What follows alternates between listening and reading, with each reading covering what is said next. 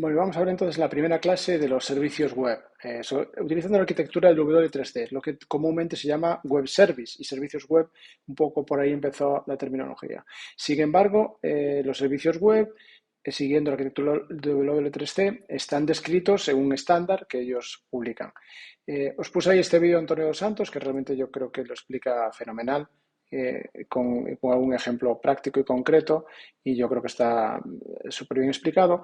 Pero básicamente este tipo de arquitectura, la que está estandarizada, os pongo también el enlace si queréis ver las especificaciones originales, realmente es como complejo y muy duro, y esta es una de las imágenes donde ellos comentan todos los componentes para que veáis que está descrito con un nivel de detalle muy grande qué tiene que hacer cada una de las partes. Eso lo que hace es que al declararse los servicios web de esta manera, vamos a llamar también que es un API de SOAP, ya veremos que SOAP es uno de los protocolos que utilizan, queda perfectamente descrito lo que tiene que hacer o el servicio que provee el servidor. ¿Vale?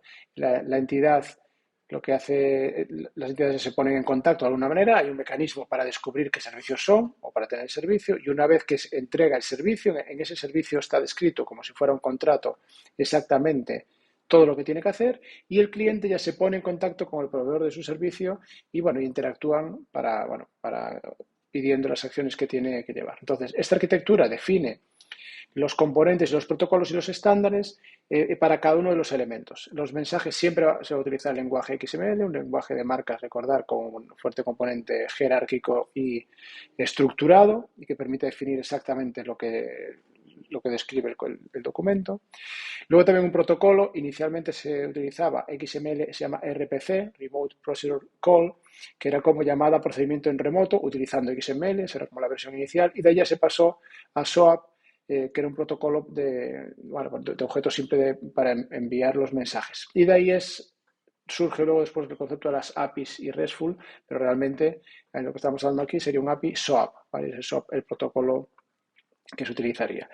Luego se utiliza también XML, en concreto Xschema, para describir los servicios, el WSDL para describir el servicio, el Web Service Description Language, que lo que hace es describir exactamente es el servicio que se va a dar. Es un contrato que acuerdan cuando me hagas ese servicio, acuerdo exactamente el contrato, ni más ni menos de lo que puedo hacer, y eso es un poco una de las fortalezas.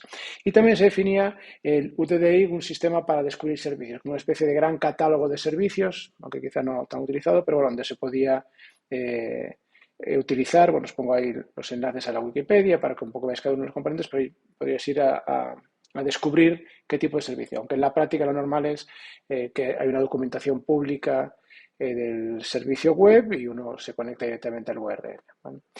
Los elementos de esta arquitectura, por llamar así arquitectura SOAP, ¿vale? Por entender que es el protocolo que se utiliza, que estaban descritos en esa imagen anterior, pero digamos tiene estos componentes. El publicador, que es el que describe los servicios que hay, generalmente en formato VSDL, puede ser un catálogo independiente, es decir, un servicio donde yo voy a descubrir qué servicios hay, o puede ser directamente el mismo proveedor de servicios que aparte lo publica de alguna manera. Luego está el proveedor de servicios, que es el service provider, que es el que da el servicio solicitado al cliente descrito en ese contrato, por decirlo así, VSDL. Y luego está el consumidor, el service, el que solicita y el que consume directamente las funciones a través de utilizando SOAP, ¿vale? Con el proveedor de servicios. Veis aquí que básicamente este esquema, parecido a la imagen anterior, pero que básicamente veis que el cliente, por decirlo así, y el servidor, utilizando SOAP, se intercambian mensajes y el servicio está descrito en VSDL tanto para el cliente como para el servidor. Esa es un poco la arquitectura. Un ejemplo para que se entienda, aunque no lo vamos a desarrollar, porque es un poco más complejo, nos vamos a ir directamente al API, por el tiempo que tenemos, pero interesante para ver. Este ejemplo es un API concreto del Servicio de Registros y Repositorios de WebSphere, que es un servicio de aplicaciones de IBM. Entonces, ellos hacen la publicación directamente en su web, donde declaran la estructura, los tipos, en varios documentos VSDL, según los servicios que vas a utilizar. Y para utilizarlo necesitas crear un cliente SOAP en tu aplicación que se conecte a este proveedor, digamos, del directorio, o que ponga el URL para que me dé el VSDL, y a partir de ahí ya queda descrito todo el servicio.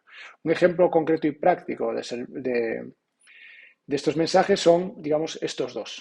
Este es un tipo de mensaje. Veis que al final ahí podéis ver que es en XSD, o sea, define con X esquema, digamos, cosas concretas. Veis que está elementos, tipos, si os acordáis de lo que he visto el año pasado en XML, bueno, me describe exactamente el contenido del mensaje. Y esa es una de las partes que da y es una de las cosas que van a utilizar. El que haga exactamente, bueno, habría que conocer este servicio exactamente, pero veis que describe exactamente lo que estoy buscando. Y otro ejemplo es una operación, así como el otro es un tipo de datos, para que veáis que está descrito así, vamos a ver un ejemplo de una operación.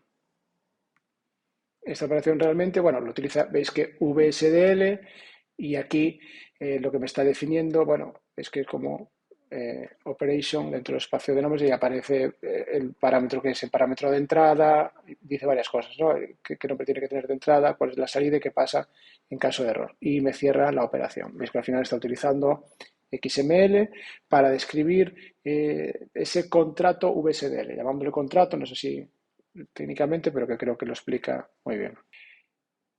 Como ejercicio, lo que propongo aquí es un poco conceptos de servicios web para no meter, o sea, para meterse habría que crearlo y no vamos a invertir más tiempo ahí, pero sí por lo menos entender algunas cosas genéricas de servicios web, porque ese concepto de servicios web genérico aplica a los API REST que vamos a ver después. Entonces, diferencias, repasando diferencias entre servicio y protocolo, entre protocolo y mensaje, los componentes de un servicio web W3C, qué elementos se puede encontrar en un ejemplo de mensaje SOAP que os pongo, en un archivo VSDL, que también se puede entender, bueno, ejemplos para por lo menos tener una idea de lo que es un web service, bueno, y algunos ejemplos que hay ahí, y luego, bueno, trabajar con los estándares y alguna pregunta más de investigación. Lo que me interesa con esta clase es que entendamos muy claro la arquitectura de los servicios web y en este caso particular los Web Service W3C, que es lo que llamaremos un API de SOAP.